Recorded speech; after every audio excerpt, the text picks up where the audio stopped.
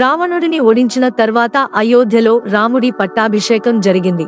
సభలో రాముడు అందరికీ ధన్యవాదాలు చెప్పాడు. లక్ష్మణుడు, సుగ్రీవుడు, విభీషణుడు, వానర సైన్యం అందరూ ఆయన కృతజ్ఞతలు పొందారు.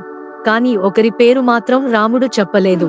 అతనే హనుమంతుడు. అది చూసి సభలో ఉన్న అందరూ ఆశ్చర్యపోయారు. అదే సమయంలో లక్ష్మణుడు, అన్నయ్యా, హనుమంతుడి పేరు ఎందుకు చెప్పలేదు అని అడిగాడు.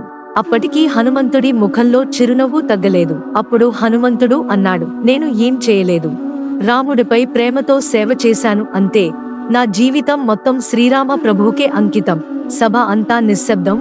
రాముడు కన్నీళ్లతో చూస్తూ, నువ్వు ఏమీ ఆశించలేదు, అందుకే నీకు ఏమి ఇవ్వాలో నాకు తెలియడం లేదు అన్నాడు. అప్పుడు హనుమంతుడు, ప్రభూ, నాకు కావలసింది ఒక్కటే, మీ పాదాల దగ్గర ఉండే అవకాశం అన్నాడు. అప్పుడే సీతమ్మ ముత్యాల హారం ఇచ్చింది.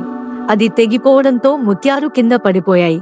అప్పుడు హనుమంతుడు సభ మధ్యలోకి వచ్చి తన గుండెను చీల్చి చూపించాడు. ప్రతి కణంలో, ప్రతి శ్వాసలో రాముడు, సీతమ్మ ఉన్నారు. అప్పుడే అందరికీ అర్థమైంది, హనుమంతుడు రాముడిని పూజించలేదు, తన హృదయంలో జీవించాడు. నిజమైన భక్తి అంటే ప్రతిఫలం ఆశించడం కాదు, దేవుడు నీ హృదయంలో జీవించడం. ఈ కథ మీకు నచ్చితే లైక్ చేయండి, సబ్స్క్రైబ్ చేయండి.